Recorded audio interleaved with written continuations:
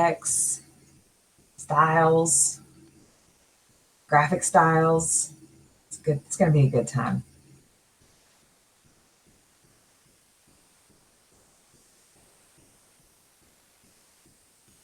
Okay.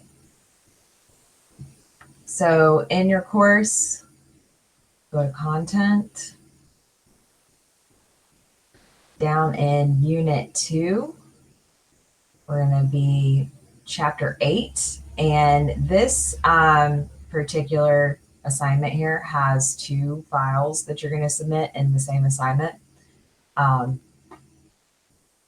reasons you don't need to care about. So, but yeah, so there are going to be 2 files for this one. And then there is actually a third file here, which is one that won't take you very long, but we'll go through all of those in class. Okay, so open up our Cengage textbook to chapter 8, working with transparency, effects, and graphic styles. Any questions, concerns, anything before we get started?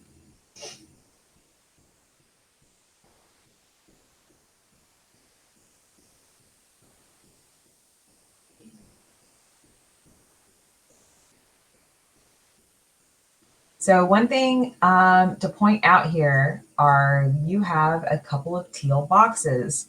And whenever you see these teal boxes, that means there's some notes for you. So make sure you pay attention to those. For instance, today it says some of the objects are on locked layers and cannot be selected. You need to open your layers panel and unlock as needed. So if you go to select something and it doesn't work, you're going to need to open your layers panel and see if that item needs to be unlocked. Yeah, no worries. Also, you know, this is recorded, so we can always go back and look at it if you need to.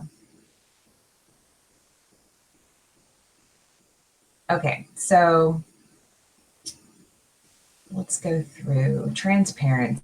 You ever heard that word before? I hope so. What does transparency mean in real life? It means the same in Illustrator, but what does it mean in real life?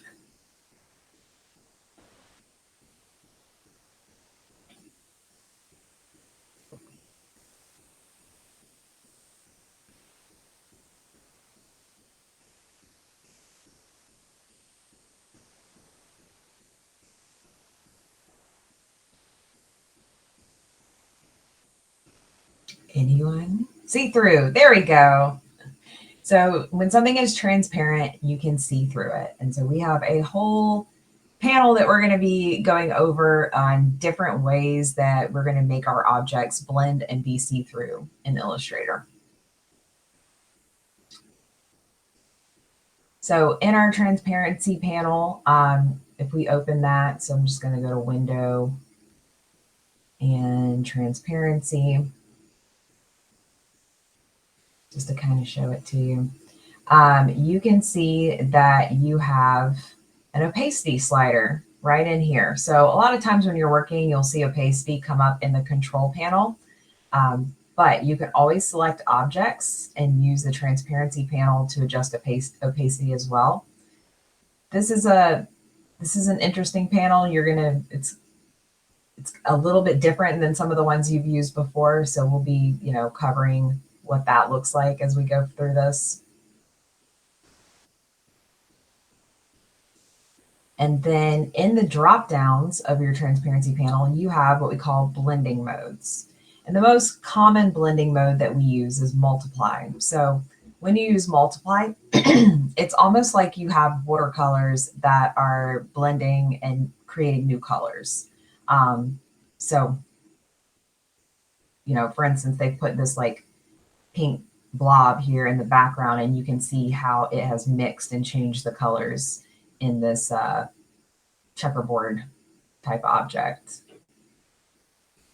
So I like to think of it as like watercolors. If you've ever used watercolors, you know what I'm talking about. When you go over one color with a different one, it creates a different color, right? It blends. Hi, screen share, what's going on?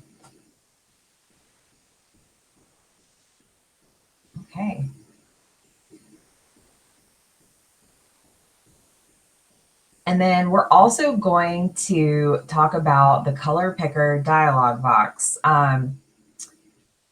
which is one that I have not had you really use. So as we've been going through our, I'm going to pop this back over here somewhere. There we go. As we've been going through and changing colors of things, I normally tell you to go in your color panel, this one, or in your swatches. However, this has probably come up by accident. If you've double clicked on either your fill or your stroke, you've gotten this big panel. Does this happen to any of you?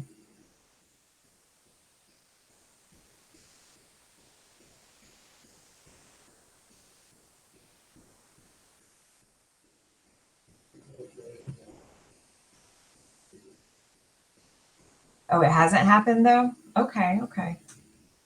So the color panel is, or I'm sorry, the color picker is a place where like all of the color functions in Illustrator are kind of come together. Okay. So you can pick colors based on their, hue and saturation. So like right now I'm in this like kind of basic red. I can, desaturate my hue by going over here, and I'm getting, a little box there that's telling me the color that I'm selecting as I'm going. I can also enter RGB or CMYK values in here, as well as what they call hex codes, which are preset colors. I can also go into the color swatches from here, and it just kind of gives me a different view. So yeah, we'll be using that. Okay, so 8-1 transparency. Click window on the menu bar and then click transparency. So we're just opening that panel, window, transparency, and I'm going to pull it out and move this so it's easier to see.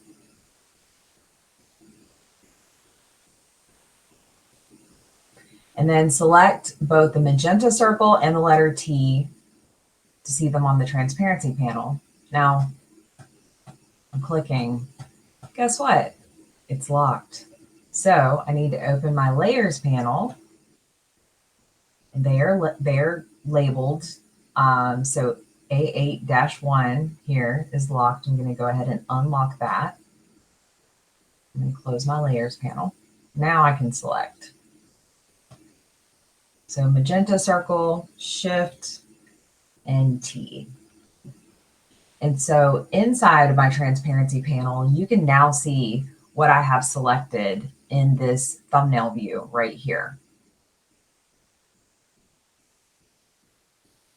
So on the transparency panel, click the opacity list arrow and drag that slider to 50. So here we can drag, or you can enter the number in the box if you would like, because this is, kind of a pain. 51, this is as close as we're going to get with the slider. Okay. And so, yeah, now they're see-through. Now select the cyan and yellow circles. Click the opacity list arrow and drag the slider to 50. So cyan, yellow. Drag this over to 50.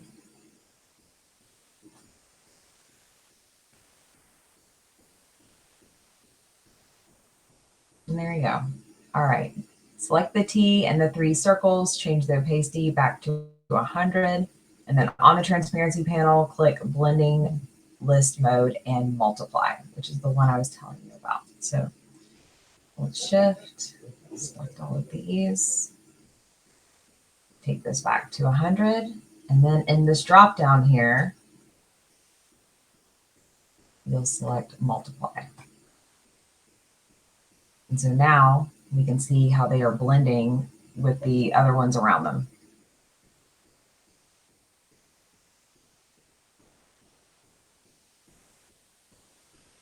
Okay, so I'm finished with this I'm going to go ahead and lock that layer back so it doesn't get affected by anything else I do. And I'm going to move on to Comic Book Blast. Let me listen here. Okay.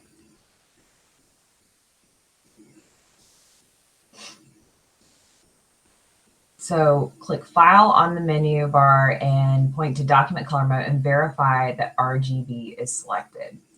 So we'll get into color modes in Chapter 12, but basically the shortcut here is RGB is your screen color mode. So anything that you create that's going to be shown on a computer or a phone should be in RGB color mode. Anything that you plan to print, on the other hand, is CMYK.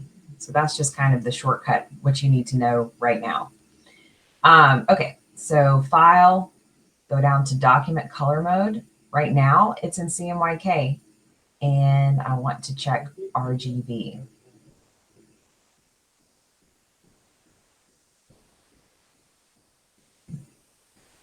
Double-click the Fill button on the toolbar to open the color picker.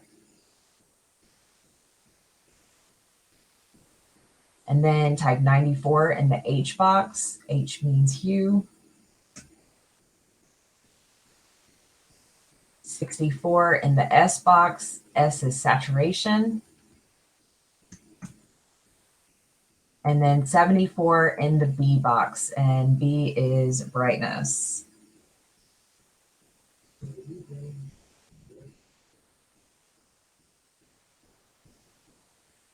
Okay, so this is the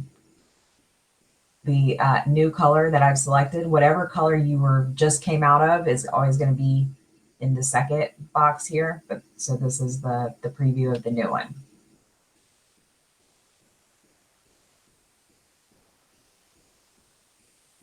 All right, so click OK and add the new color swatch, add the new color to the swatches panel and name it Pal Green. So we'll do OK. And then open my swatches, and I'm just going to grab this and drag it down here. I'm going to double click, and I'm going to name this POW Green. Okay.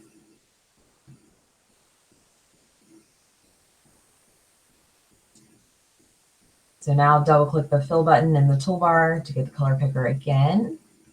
Hold on, let me put this up. Type 239 in the R box. R means red. 76 in the G box. Guess what 76 means, or sorry, guess what G means. And then 35 in the B box. There we go. B, of course, is blue. And then click OK. And now we're going to add this to our swatches panel and name it Pal Orange. So open swatches, drag it down here, double click.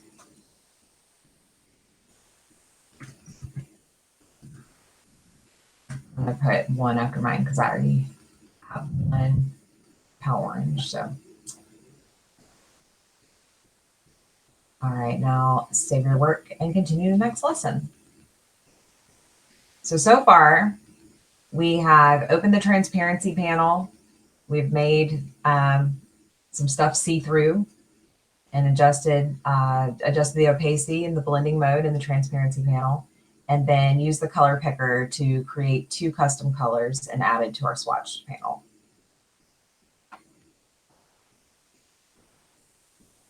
So let's go to the next lesson, applying effects.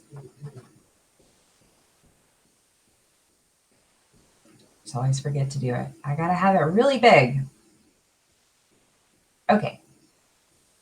So I think you're gonna like effects, especially if you've ever used an application like Photoshop, you work with effects a lot. And so Illustrator kind of has two versions of effects. They have the Illustrator effects, which can be they're fine.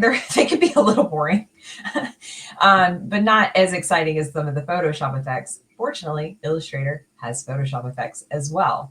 Just keep in mind when you're working with Photoshop effects that it is using a lot of your working memory. So you may experience some slow moments or maybe even an unexpected shutdown if you're applying a lot of effects. Okay. So go into Window and opening the Appearance panel. So Window, Appearance.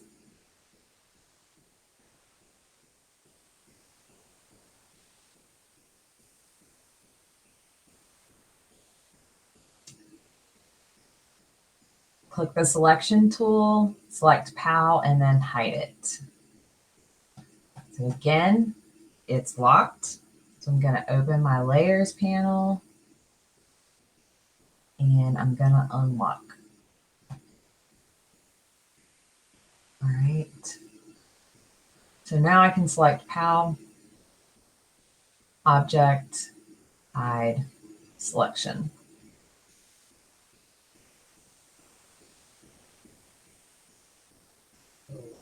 Okay, so now select the blue circle, and you can see in the Appearance panel, there's a little bit of a change. So when nothing was selected, it had nothing on here. Now I've ruined it by not pointing it out before, but whenever you have your object selected, you can now see the stroke and the fill. This is what we call the attributes. And then in the Appearance panel, which is something kind of cool, you can add multiple attributes to the same object. For instance, if I wanted 2 or 3 strokes around this at different weights and different colors, I can now add that here. Okay, so select your blue circle and then double click the stroke color icon in the Appearance panel and change it to 12-point black. So double click, you have a drop down, black, and then enter, here, I'll just do drop down, 12 points. Double click the fill color icon in the Appearance panel and change the fill to PAL green.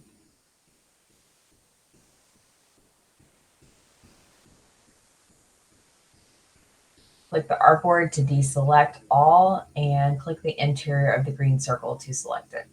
Okay, so click out here, but nothing is selected, and then inside the green circle, click once. Click the word path on the Appearance panel, and then add new effect. So effect, they got cute effects. So when you see the little FX, that's effects. I don't know, maybe some Adobe humor there. All right. So click the Add New Effects button on the Appearance panel and point to Distort and Transform in the Illustrator Effects section and Pucker and Bloat. All right, so Effects, and then we are doing Transform. Hold on one second. Distort and Transform right here. And then Pucker and Bloat. All right, and you get this fun little box here, and we're going to type 19.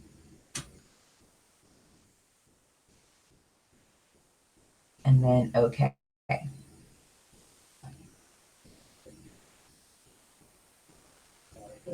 All right, so the way that Pucker and Bloat works is it finds your anchor points and it, blah, blah, blah, whatever you want to call it, puckers and bloats, I guess, according to however many anchor points that you have at that time. So with a normal circle, you have 4, one on top, one on the bottom, and then on each side.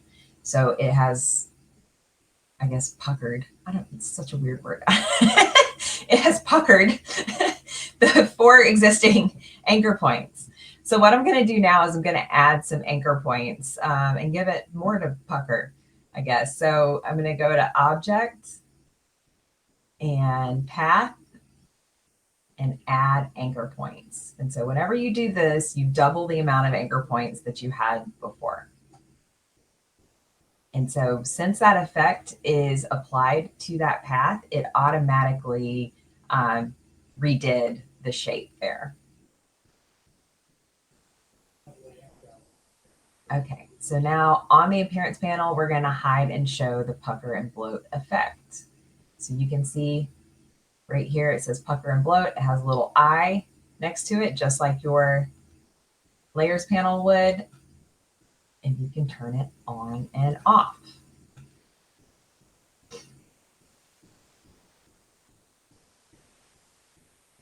Okay, so now target the word path on the appearance panel. So click there, click add new effects and stylize, and then enter glow. So effects, stylize, enter glow.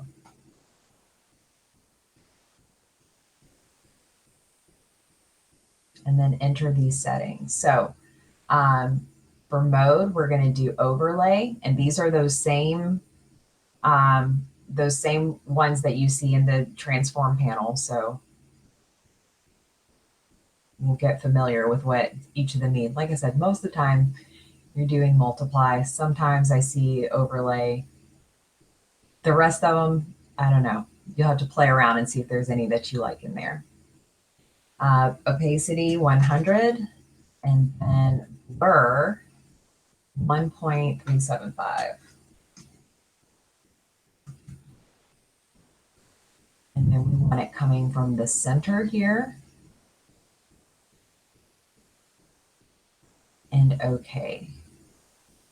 Oh, and they want us to note that right now our overlay color is white. So I'm sure if you click that, yeah, you can change the color.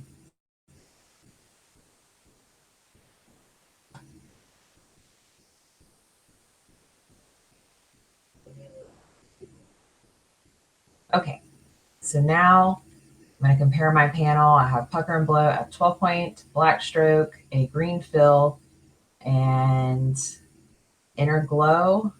My opacity is default. All right. So this says overlay is a lighten darken blending mode. Choosing a white color for the glow causes the green fill color to be lightened. Had you chosen the black, the green fill would have been darkened. So hide and show the inner glow effect. There you go. Click effect on the menu bar, point to stylize, and then drop shadow. So instead of going to effects here, they're now going to have us use our menu, which is the same. So it has all of the same options if you wanted to use it outside of the appearance panel. So effect, stylize, and then drop shadow. Okay, so our blending mode is multiply. Our opacity is going to be 35. And then when you're talking about X and Y offsets, that's how distant, or I'm sorry, where the distance is going to come from off of your object. So do you want it to be, positive on the X or positive on the Y and that sort of thing. So all of your fun geometry stuff coming back to haunt you.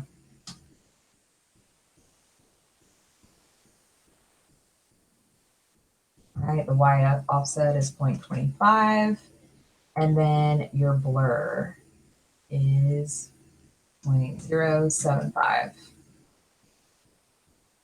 Okay. And it looks like we have color selected and then OK. And as I'm working, because I have this preview button on, I'm sure we've talked about this before, you can kind of see as it's developing what it's doing. Sometimes if I'm not sure, I'll come in here and click it on and click it off. You like the color burn? I use that in Photoshop. I don't know if I've ever used it in here. So click OK, compare your results, and there we go. Now apply a transform effect. So click the word path. And so they're pointing out too that much like the layers panel, you do have a hierarchical system here. So whatever is at the top, if you were to, it's not very obvious with the pucker and bloat, but if you were to add like another stroke and whatnot, wherever they are in that panel is the order in which you see them. So whatever's at the top is going to be in the front.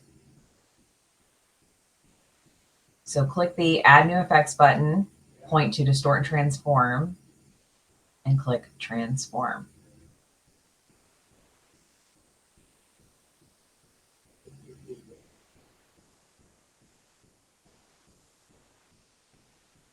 All right, and so in this box, we're going to change the vertical scale to 80%.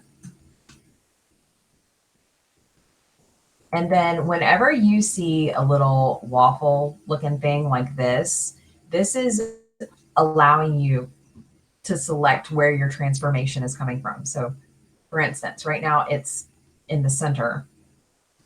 If I wanted my transformation to be happening from the left bottom side or whatnot, I would just click in here and I could change that. And you'll see that pop up in a couple of different places, but just so when you do, know that it's not just a picture, it actually does have a function. So they have transform objects, but not patterns. So I'm going to go ahead and deselect that, and everything else is the same. So I click OK. And so it just squished it a little bit. So now click Object on the menu bar and Show All. So Object, Show All. And POW is back. Click Edit on the menu bar, copy, and then paste in front.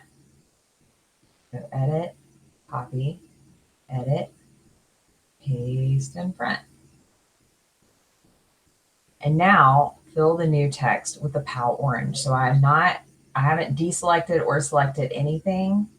And I'm going to go in my swatches and select that POW orange.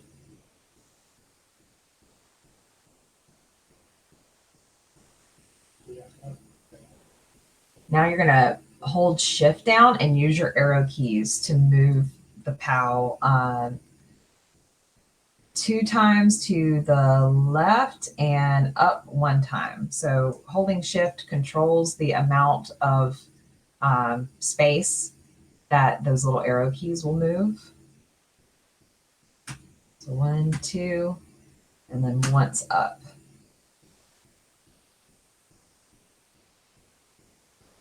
Okay, so now we're going to apply an effect to this text. So copy that orange text, click Edit on the menu bar, and paste in front. So I haven't deselected it. Just going to copy and then paste in front.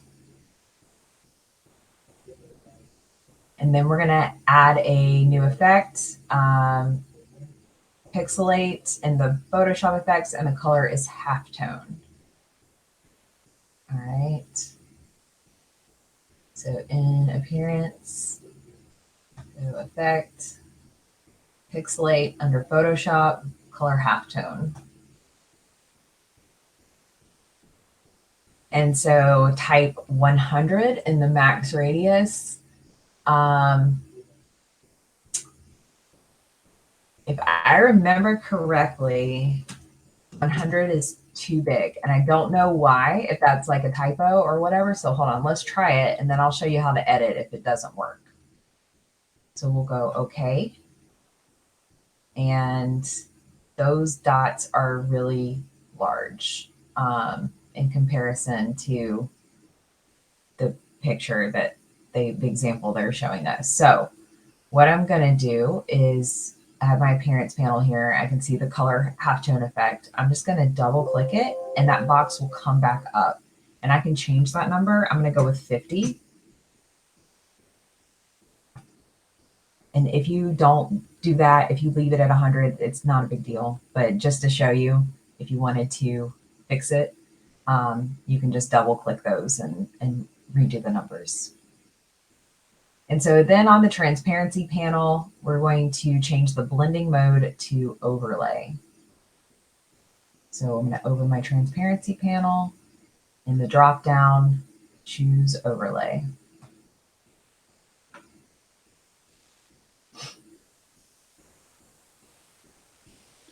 Now click edit on the menu bar and click paste in front.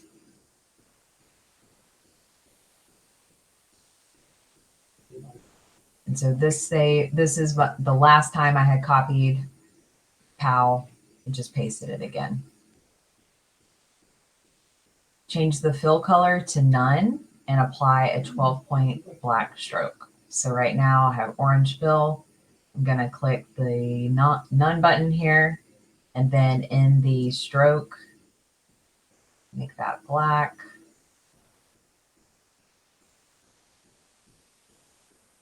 And bump this up to 12 points.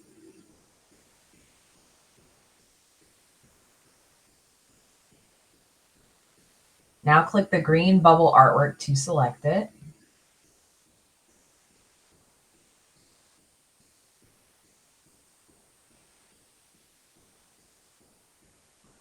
Click Add New Effects and point to Distort and Transform, and then click Transform.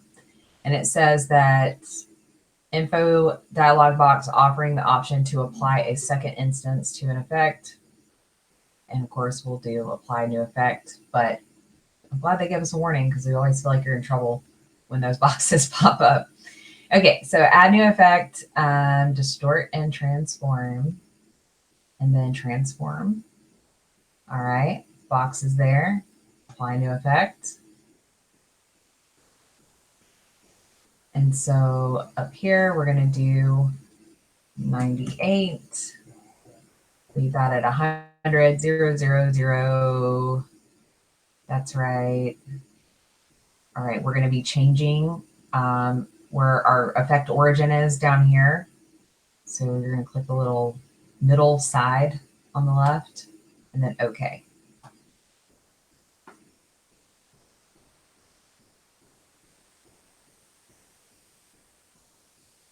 All right, so there we go. I think I could actually have done that halftone even smaller. Let's see. Let's do like 25 and see what happens.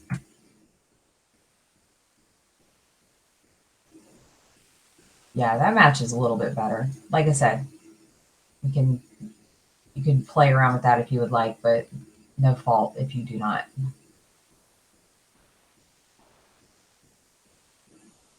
All right, let's move on to using the appearance panel.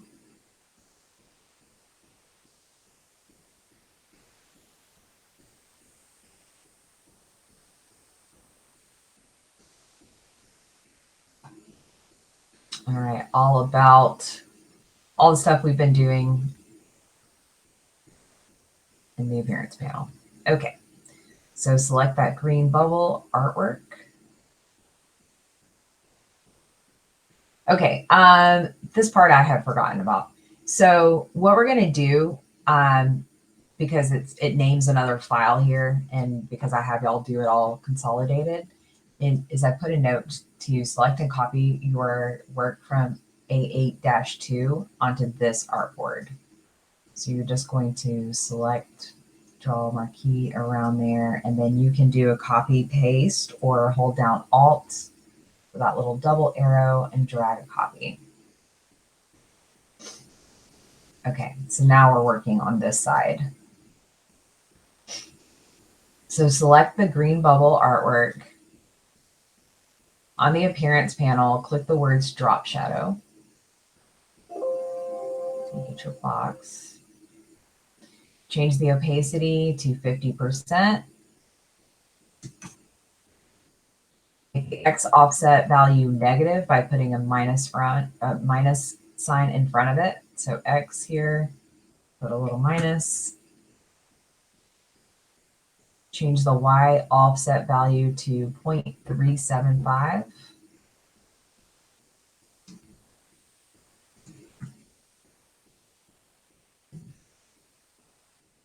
And it should resemble here. So, okay. All right, so we moved our shadow. I like having the two next to each other so you can kind of compare what you do over here. All right, so select the green bubble artwork again, click Object and Expand Appearance. Object, Expand Appearance. And so the note here, nothing appears to change, but the artwork is now composed of selectable objects in one bitmap image. Because it has a soft edge and a drop shadow, the drop shadow is created with a bitmap image. All the components are grouped. So now click the canvas to deselect. Click the direct selection tool and then click the green bubble artwork. So direct selection, green bubble.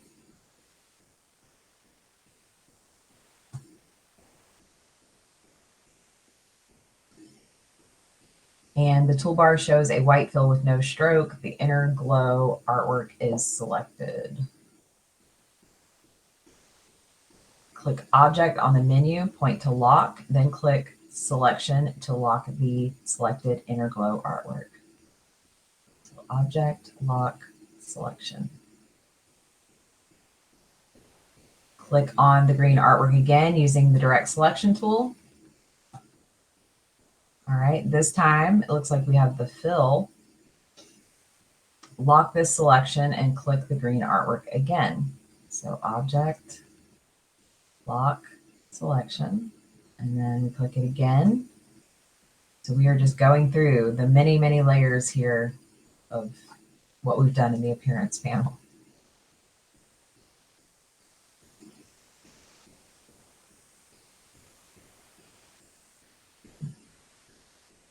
Okay.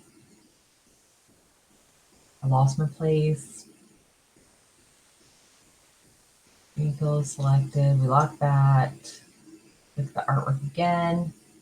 And it says, question mark, show a rectangle. And this is the drop shadow. Okay. So now we're going to lock this as well.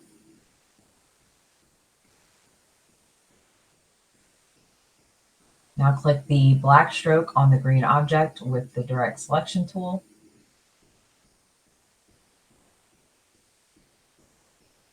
Toolbar shows a white stroke. This is an unexpected object created when the artwork was expanded. Now we're going to lock this selection.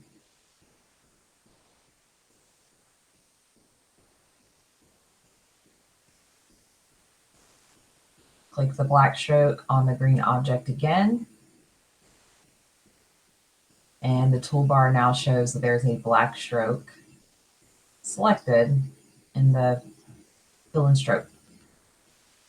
And so now we're going to use the width tool that you got familiar with last week to enhance. You'll just take it around the different parts.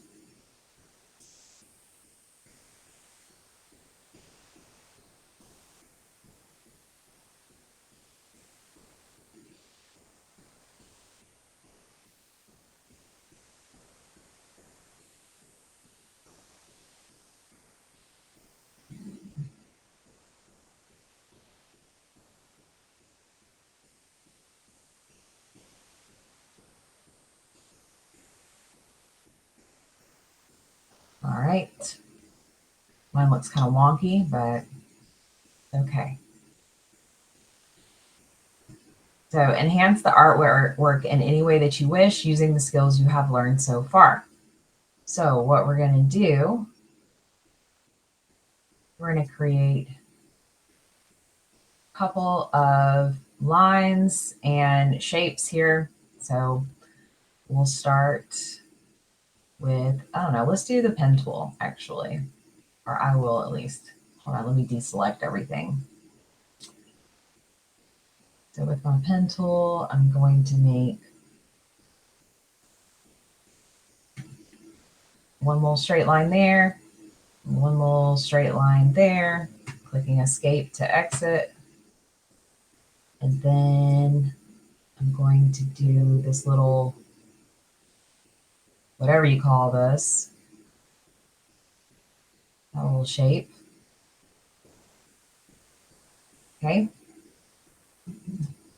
And so let's curve these. So I'm going to select one and then go into my anchor point tool, go into the middle of it, curve it up. And I'll do the same thing to the one, bottom one. And then I'm going to change my stroke. Let's make it larger.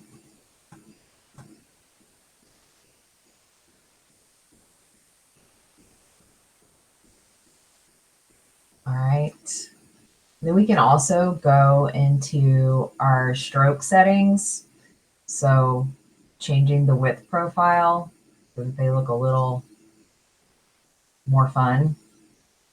You can try out some of those if you would like.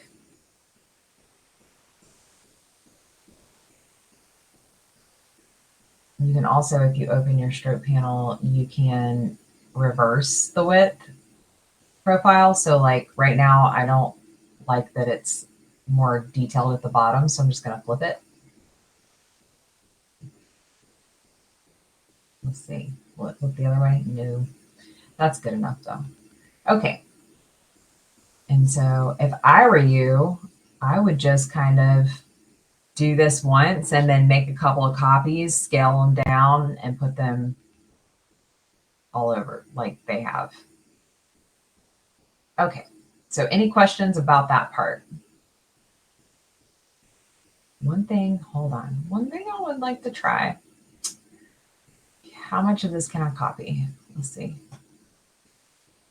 Okay, it gave me the fill in the stroke. All right, now I'll move on. It's like a, a work smarter, not harder thing. So don't draw everything over and over and over again. Just draw it once, copy it, and use your transform tools to make it look a little different.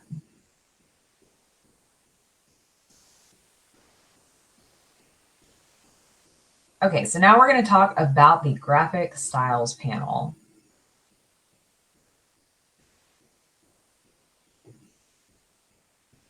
So what this does is it allows you to make a complicated set of attributes like you've been doing. So for instance, what we did to the circle here or whatnot. If I wanted, I can drag that into my graphic styles panel and I can apply it to other objects. So let's see how it does.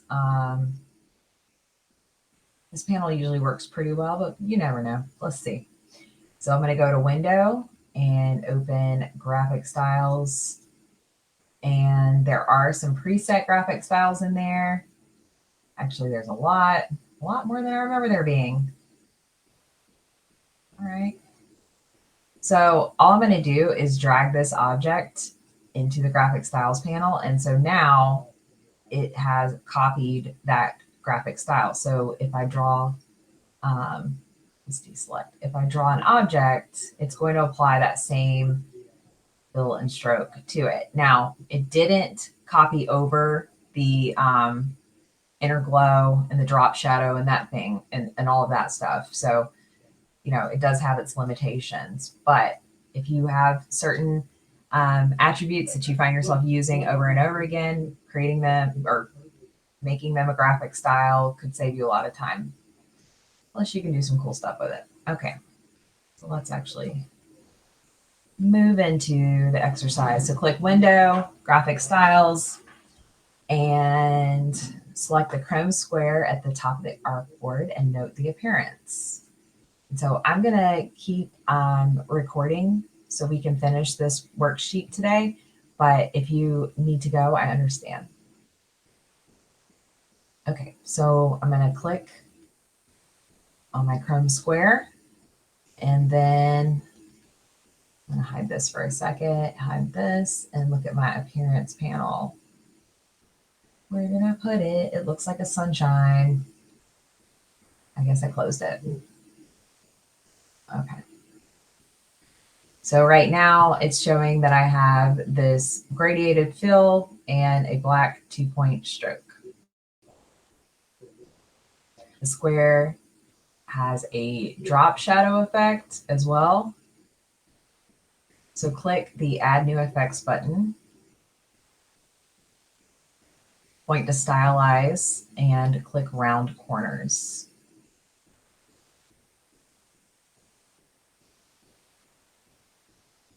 Enter 0.125.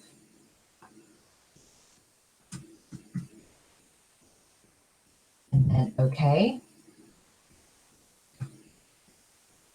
So I rounded my corners a bit. Then on the graphic styles panel, click New Graphic Styles, and the artwork is added. So if I open that back up, you can drag it over, or you can use this little plus sign. And so you can see it added what I had selected.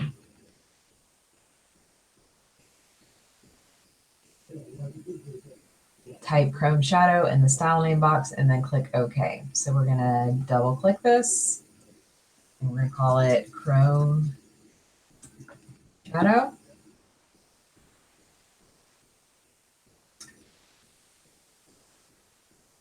Okay, so now select the black star, change the fill color to none.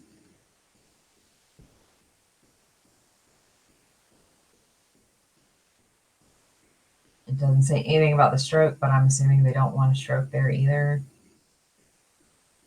And then click the Chrome Shadow Style on the Graphic Styles panel.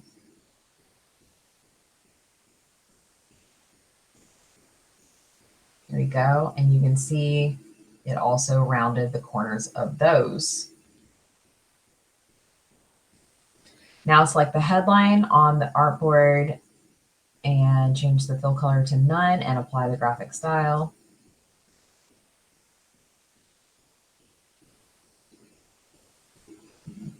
So what they said to do is to take away the fill, and I didn't. And I clicked the graphic style, and you can see it did not work. So that needs to be done. So let me do edit, undo, change the fill to none, and now do the, there we go. All right, so this next part is about modifying a graphic style. So selecting the square and then clicking the gradient tool on the toolbar. Click and drag from the top edge of the square to the bottom edge, and then reverse the direction of the gradient. Okay, so I don't know if y'all remember the old gradient tool. You always seem to forget about it, but it looks just like the gradient panel, but it's right here. So we're going to click this gradient tool, and it opens up and shows us the direction, the current direction of the gradient. So we're going to click and drag from the top edge of the square to the bottom edge to reverse the direction. So like this. Click the selection tool and click the words drop shadow on the appearance panel to open the drop shadow dialog box. Okay, so in my appearance panel, no, that's graphic style, sorry. My appearance panel, I'm now clicking, oh, I'm sorry, I have to use my selection tool. Now I'm going to go click drop shadow, change the opacity to 75.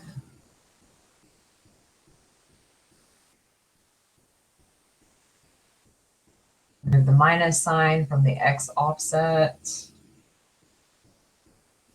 change the color of the drop shadow to burnt orange, similar to the color in the gradient. So here it has a color. I'm going to double click and pick a darker orange.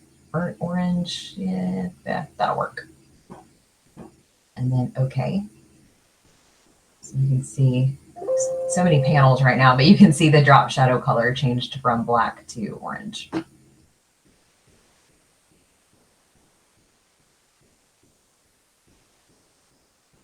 Okay, so it says at this point you could add the new look to the graphic styles panel and save it. Instead, you'll overwrite and replace the chrome shadow style with this new look.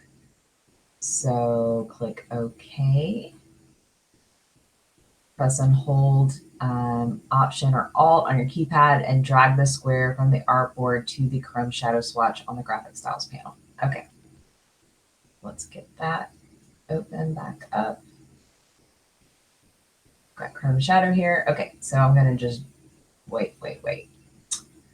Hold Alt, drag into chrome shadow, and it modified chrome shadow. So now all these objects look the same. Okay, so those are graphic styles. Now the last thing on this worksheet is when you finish, clean up the file. So this is definitely a test question. That's why I put it on here. So a lot of times when we're working, we create little text boxes that we don't ever use. A lot of times they're empty. We may draw a shape and it not have a fill or stroke, and so that's hiding in there, or maybe just a line every so often or whatnot. So one of the things we can do to catch those little errors, because we might not be able to see them, is to go to Object, Path, Clean Up to remove any stray lines, unpainted objects, or empty text boxes. So Object, Path, and then the only option it'll allow you to select if you don't have anything selected is Clean Up. And yes to all of those, and OK. And just so you know, I have hidden objects all throughout this document. So in chapter 8, working with transparency effects, graphic styles. Last class we did effects and styles, and this class we're going to do opacity mask, which will look like this. And hopefully we'll have time to do the selections and recolor, which is a file that I created for you, not one that you will follow in the textbook. So, all right, opening up Cengage. And looks like we are jumping into lesson 5, opacity masks.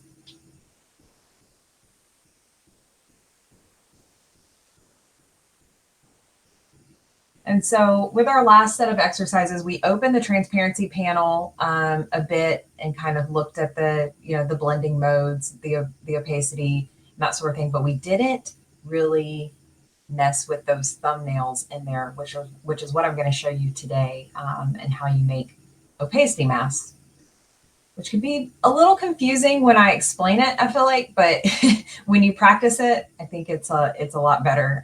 It's a lot more clear.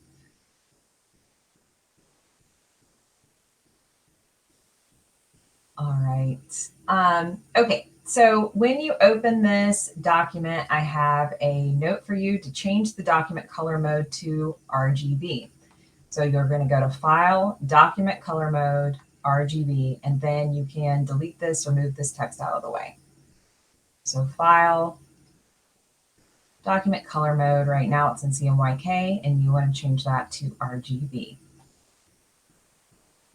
So you can see the top changed here, telling me that we are now in RGB mode. Okay, so I'm going to move this away. Oh no, Izzy, I did not get that message. I hope everything is good now. All right, so they do a lot of explaining about opacity mask and the transparency panel so you can sort of see what's going to be happening.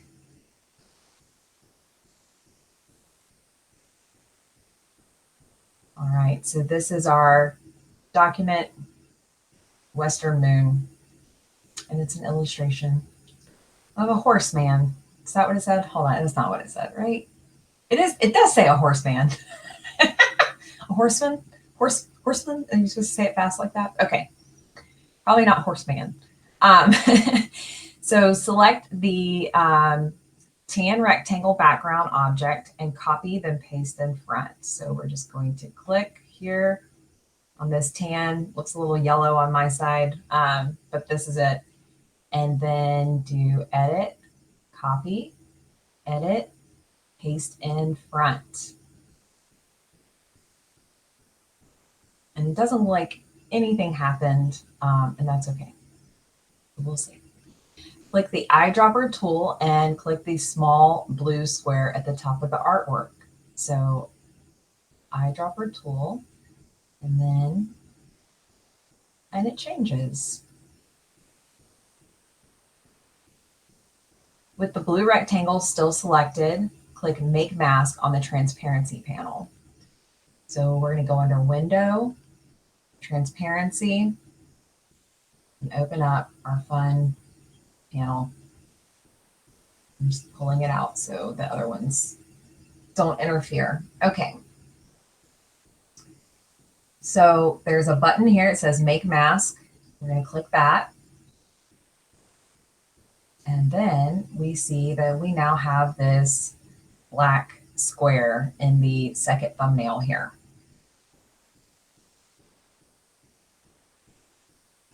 So a little bit about what's going on. So in these thumbnails, when you're making an opacity mask, so it's very similar to like when we made a mask in earlier chapters where we went to Object, Make Mask. However, this is going to allow us to make a mask that is gradiated. So you'll be able to put in things like a gradient that where it makes parts of it more visible than others. And so the way that this works right now, so you can see there's like a little blue line around this thumbnail, is it's showing me the object that I have selected. And then in the box next to it, it's showing me what I have as far as my opacity mask. Now, right now, it's black, which means that whatever is behind that mask cannot be seen. If I want to be able to see what's behind that mask, then I would apply a white color to the mask. Like I said, it makes more sense when you do it than hearing me probably talk about it. Okay. So the next thing that we're going to do is target the actual mask. And so when you click on it, you can see now this box is blue. And your document is in a completely different mode right now when you have this clicked on. So for instance, if you open up your layers panel, you'll see that all of the layers in there have disappeared and it just says opacity mask. We're in a totally different mode. So the only way to exit this would be clicking on the artwork thumbnail, and then everything goes back to normal.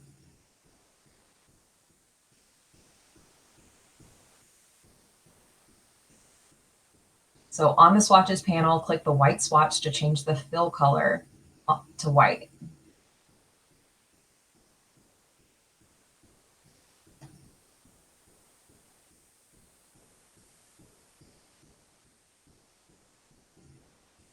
Click the rectangle tool on the toolbar, then draw your rectangle.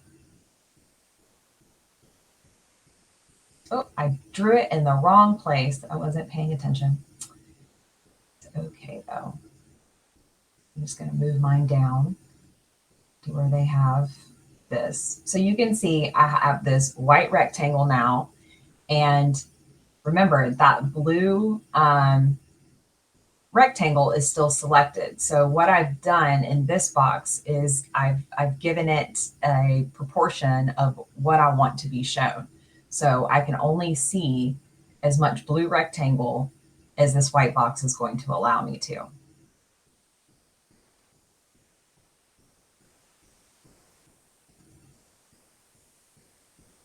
So now use the free transform tool to extend the white filled rectangle so that it covers the entire artboard. You don't necessarily have to do the free transform tool. You can just grab the corners of your bounding box and pull it to the edges. So now you can see the white rectangle is much larger, the same size as the blue. Now open the gradient panel, click the white to black linear gradient at the top left corner of the panel. So gradient, click this, and so you can kind of see the changes. And so this is what I'm talking about when I'm saying through black, you see nothing, through white, you see everything. So we have kind of a gray gradient here. So we are seeing parts of our blue and then parts of the tan. So both of those are underneath. All right, and then we're going to use our gradient tool. It's back. To drag the cursor from the top of the rider's hat straight down to the bottom of her shoe. So here, okay. So my gradient tool in the toolbar, click that. It kind of get out so you can see right now. So this is currently what the gradient looks like, but we're going to redraw the gradient so that it's about right here.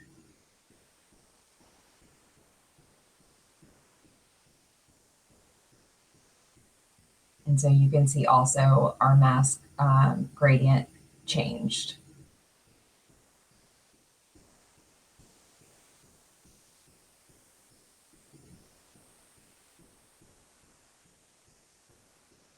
Okay, and so now we're gonna hold Shift and click the opacity mask thumbnail to turn it off.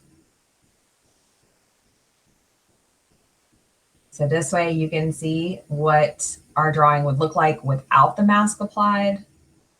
And then if we hold Shift and turn it back on, that's what it looks like with the mask.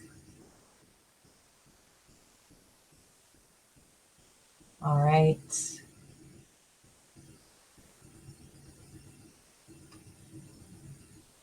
Okay, so now moving on the transparency panel, click the artwork thumbnail. So we're going back into our normal mode.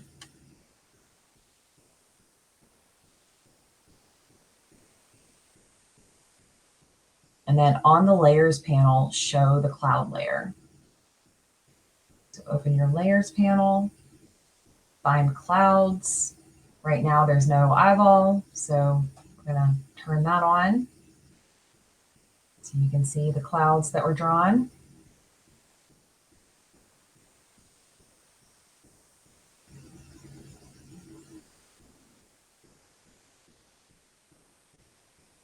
So now it says press Option or Alt, then click the clouds layer to select the artwork. So we're targeting what's on the clouds layer.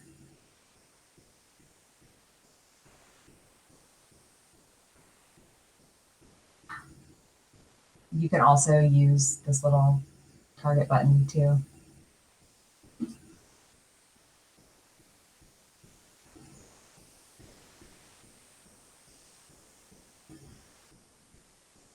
And then click Make a Mask on the transparency panel.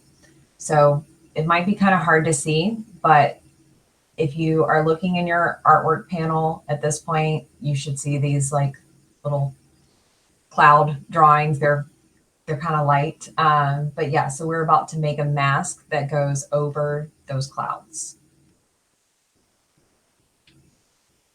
So make mask. And again, our box fills with black, so we can't see anything.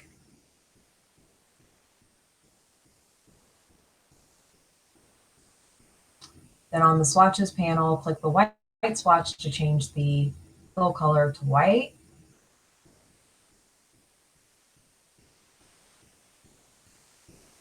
Oh, I didn't do that correctly. Oops, hold on. Let's do undo. I forgot to target the mask when I'm changing the color. There we go. Go back into that box before you change it to white. Now click the rectangle tool and draw a rectangle anywhere on the artboard.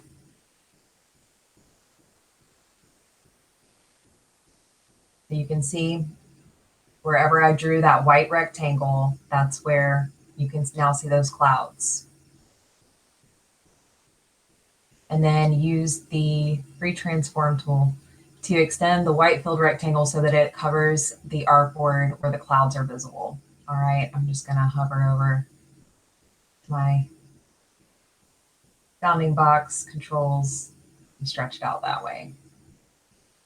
By the way, has anyone, I know I mentioned this to you very early on, has anyone gotten to a point where they lost their bounding box controls because of all the turning them on and off we did? If so, if you are hovering over these points and it's not letting you resize and it's not letting you rotate or anything like that, make sure you go under View and Show Bounding Box. So right now mine says hide because mine are showing. But if you look on here and yours says show, that means it's not on. Oops.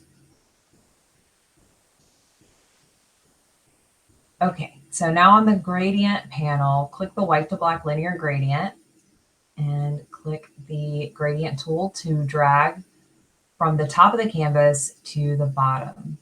So go into our gradient panel. We're going to click on this so that it's there.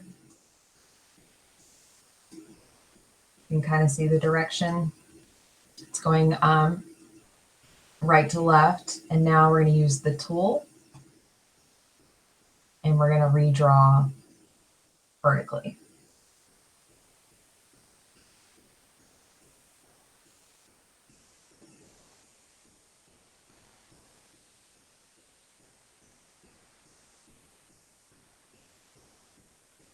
All right, now on the transparency panel, click the artwork thumbnail. Go back into normal mode. And I'm going to go ahead and deselect. All right, and then show the stars layer and delete the color chip layer.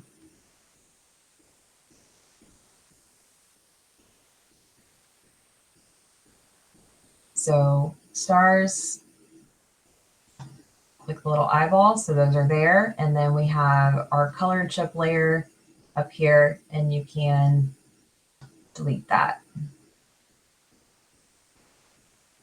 So that got rid of the little color chip and the words.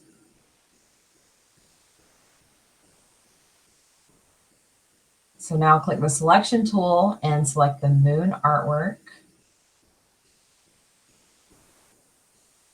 And then we're going to make a mask with that. Okay, so moon, make mask.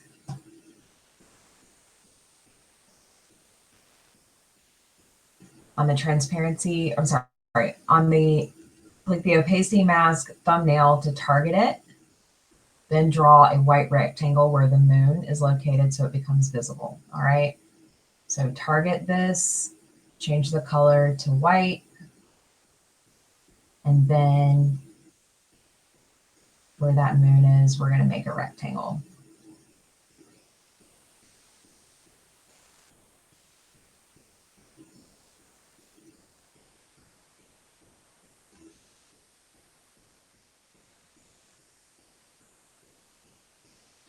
Okay, so now we're going to create a new circle and fill it with black and position it over the moon so that it appears as a crescent. So we're still inside of our mask thumbnail. We're changing to an ellipse. And I'm going to hold Shift to make a circle. I'm going to go into my swatches. I'm going to change the color of it to black. And then I'm going to move it in to make my crescent. So you see in the thumbnail, I have a white rectangle revealing the mask, right? And then I have this black circle that's blocking, or the word I'm looking for. It's non-transparent. It's opaque. You can't see through it. All right. And so now we're just going to return to our regular mode, compare our work here, and then we can save and submit this. Any questions about this one?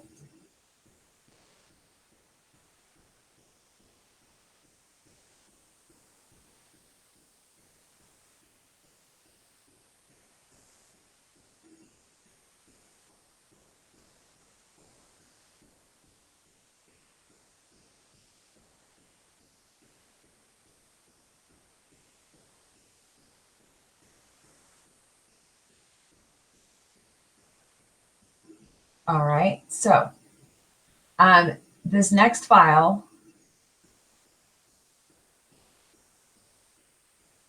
down here, selections and recolor. This is a file that I created for you, and it doesn't require you using the textbook. So I'm going to stretch this out really big and nice. Oh, look at all this luxurious space I have to work in. It really does feel that way when you're working in that tiny little block. Okay. So of course you want to save this file, rename it something different, save it to your computer.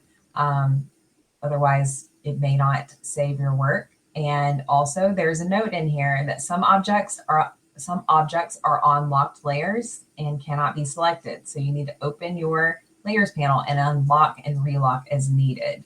Again, if you don't relock, a lot of the things that you're doing when you're using some of these new selection tools are going to affect other items. So you want to make sure when you're finished with an exercise that you relock that layer. Okay.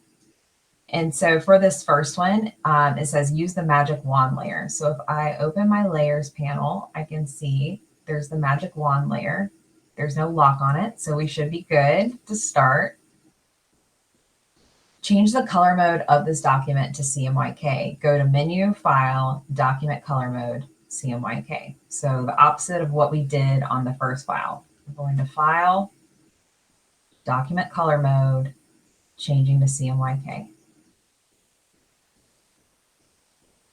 Now we're going to use the Magic Wand selection tool to select the brown circles and change their fill color to a pattern swatch. So new selection tool. We have our regular selection tool, we have our direct selection tool, and then right under those is the Magic Wand tool. And what this allows us to do is select things with similar appearances all at once. So if I select my Magic Wand and I click on brown circles, or just one brown circle, I'm sorry, it selects all of the brown circles.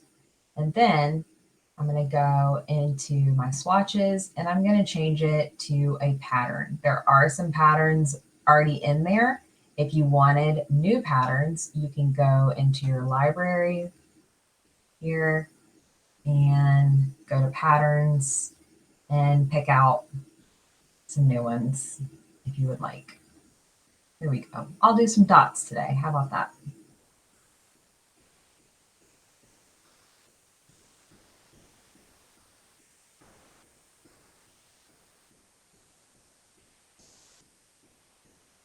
Okay. And so you can see some of them have strokes and some of them do not, because when I use the selection tool, it's just looking for that color, right? It's not specifically looking for fills or strokes. There is a way to do that. We'll talk about that later. But yeah, it's just finding the ones, anything on this page that was that color of brown.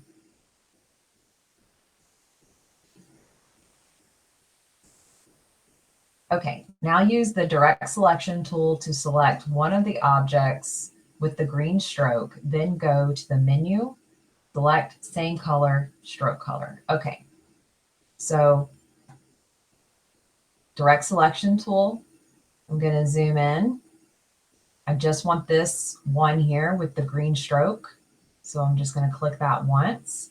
And then I want to select everything here that also has a green stroke. So this is where I'm going to use my menu. So the select, and we'll go with same, and then we're looking for stroke color. So I want everything with a green stroke. And so it found all of those for me. Increase the stroke weight to 3 points. So in my control bar, I'm just going to go up to 3.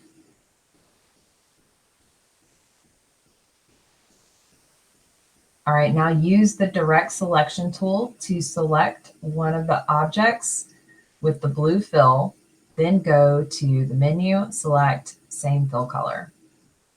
Okay, so blue fill, just click on any one of those. Then we'll go to select same fill color. So now it has selected everything that has that blue fill. Open the transparency panel and change the opacity of these objects to 60%. So I already have it open from last time. So I'm just going to change this number to 60. Click enter.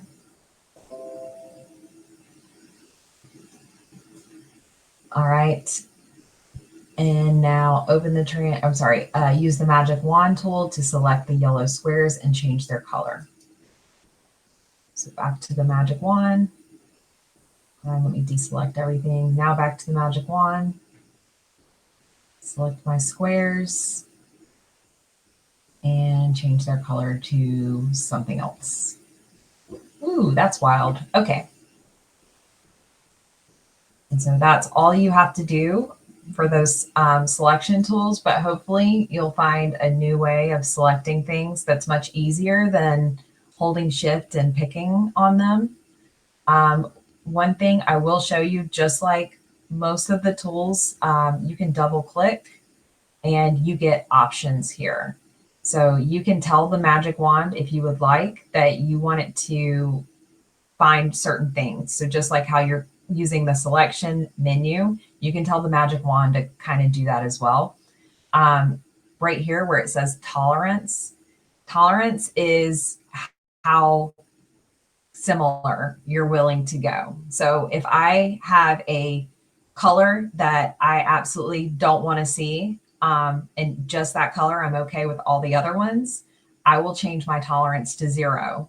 That way, when it selects that, it doesn't select all the similar colors too. It just will select that one color. So that's another tool you can play around with. Definitely on the exam, I was very surprised at how much they want you to use the magic wand tool on the exam, but it's an easy tool. So, you know, I also appreciate those questions because I'm like, well, that's not too complicated. They don't have you change any of the settings or anything like that. They're just like, select all the green bits and change them to 4 or whatnot. So with one tool. Okay. Now we're going to talk about isolate. First off, let's go into our layers, and I'm going to lock up the magic wand layer and unlock my isolate layer. So whatever I'm doing down here isn't going to affect up here. So use the direct selection tool to select one of the red petals of the flowers.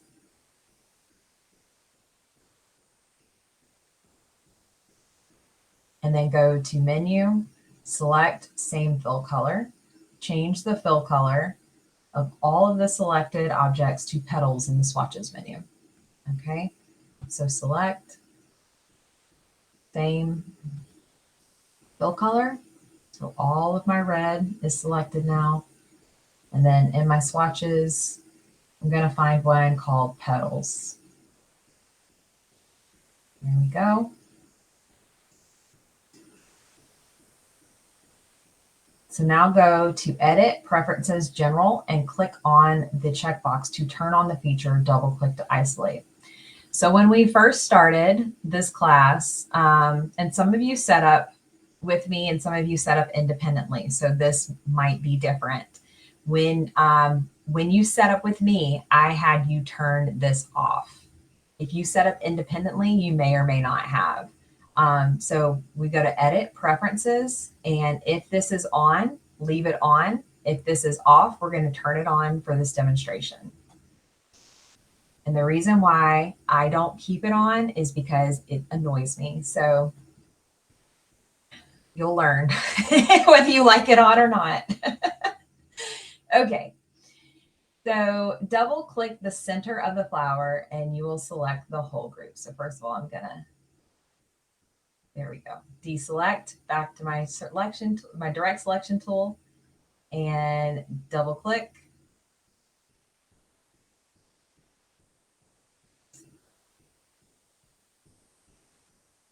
Hold on, I may be using the wrong tool. Was I supposed to be using the selection tool? Maybe. Okay, there we go. So selection tool, not direct selection tool. Selection tool, when you double click the inside, you now have this whole group. And this is what isolation mode looks like. So you get this fun gray bar that goes across your screen and everything else is kind of dim except for whatever it is that you have selected. Like I said, this isn't a function that I need a whole lot. So I usually have mine turned off because I just kind of find it annoying. So you can, like I said, make that decision for yourself. Now double click again on the green center to isolate just the circle. Change the fill color to flower center in the swatches panel. All right. So again, this green center, double click, and now I just have isolated this one piece to work with. Most people who use this tool are using them in very complex drawings. Flowers are a good example because a lot of times when you have flowers, you have pieces on top of pieces on top of pieces. And so it can be a little challenging to isolate those. All right, so we find flower center. And so it's changed the color. Double click somewhere on the artboard or use the arrow in the gray bar selection to exit isolate mode. So you can go back one level and that will take you back to where you had selected the whole group and then back another level so that you're now just seeing the part that you're working on and then back again to completely exit or just hit escape on your keyboard. All right, and then you can go back to preferences and turn this off again if you prefer not to use it. So I'm going to do that, edit, preferences, general, and disable, double click to isolate, and then okay. All right, so now we're going to be using Recolor, the Recolor tool. I'm going to open my layers panel. I'm going to lock my isolate layer and I'm going to unlock my recolor layer. That's what I'm going to be working on. All right. So select the first flower, go to menu, edit, edit colors, and recolor artwork. So in the menu, edit, edit colors, recolor artwork. And I get this super fun, extremely large box because my settings have everything set to extra large so that I can see it and you can see it while I'm demonstrating. But it's probably not the best choice right now because I can't see the whole box. But anyhow, okay. So select the advanced options button from the bottom and select the option group Recolor Exercise 2 from the right. So advanced options. And so now I get this fun box. So basically what's happening here is this box extracts all the current colors. So all of these right here are my current colors. And then on the right, these are new colors. So if I wanted to change this color to something different, I have these options. I can also move them around and apply them to other ones. So watch how the flower changes as I move the boxes around. So I want everything that's light blue to be dark blue. And so that's one way that you can use it. I did set up pre-made colors for you in here. So you just have to actually click this and you can see how everything that was teal moves to peach, everything that is dark blue moves to a lighter red, everything light blue moves to lighter red, everything that's dark blue moves to a darker red. And then click OK. So that's all you have to do. Once you open this box, just click this button, click OK. And there it is. So now select the second flower, go to Menu, Edit Colors, Recolor Artwork, select the Advanced Option button from the bottom, choose one of the schemes from the Harmony Rules drop-down at the top. And then in the area below, under the word New, double-click on the small color boxes and drag them around. Okay. So Edit Colors, Recolor Artwork. I'm going to go to Advanced Options. And so it's not labeled, but there is this little drop down here where you can find different color schemes based on color wheel.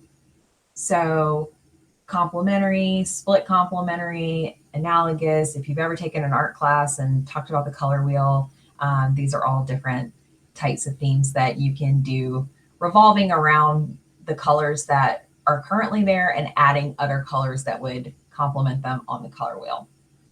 So we're looking for Harmony, which I can't see. Oh, hold on. No, we're not. Let me read that again. These are the Harmony rules.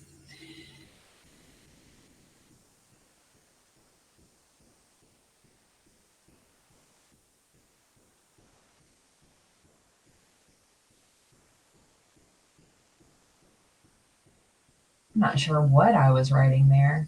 Here, I'm just going to pick a random one. There you go. And you can see. So I think my point there was to pick one of these. I don't really care which one. And then you can see how the different color harmonies will apply to the existing flower.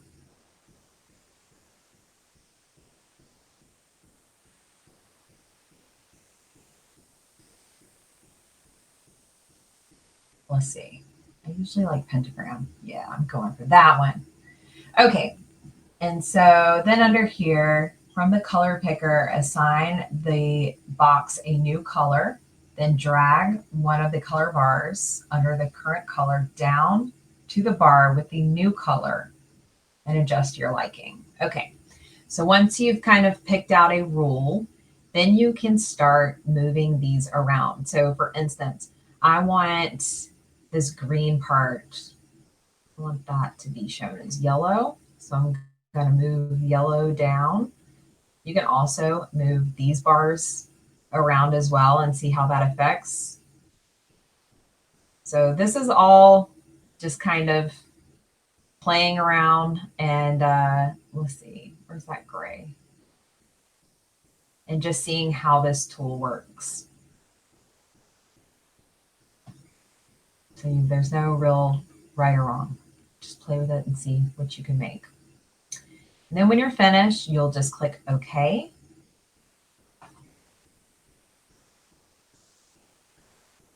And then last thing we're going to do here is we're going to actually add the colors from this artwork to our swatches. And for some reason, people always leave this one, and I don't know why. It's hopefully very simple, but we'll see.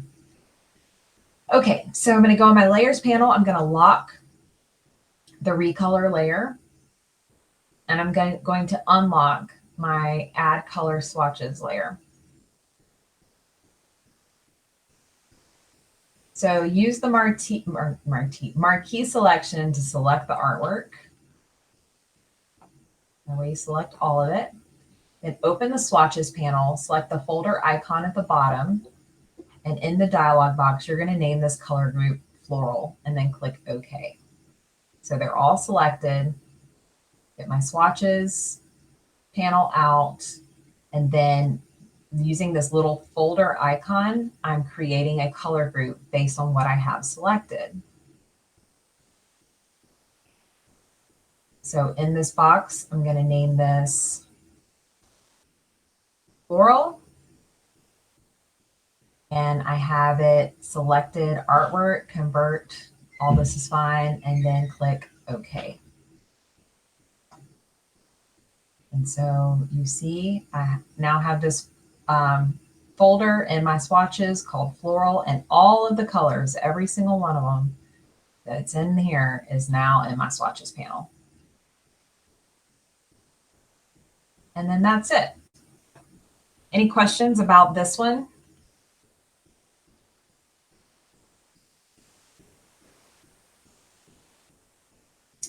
So yes, Izzy, I highly suggest having some notes.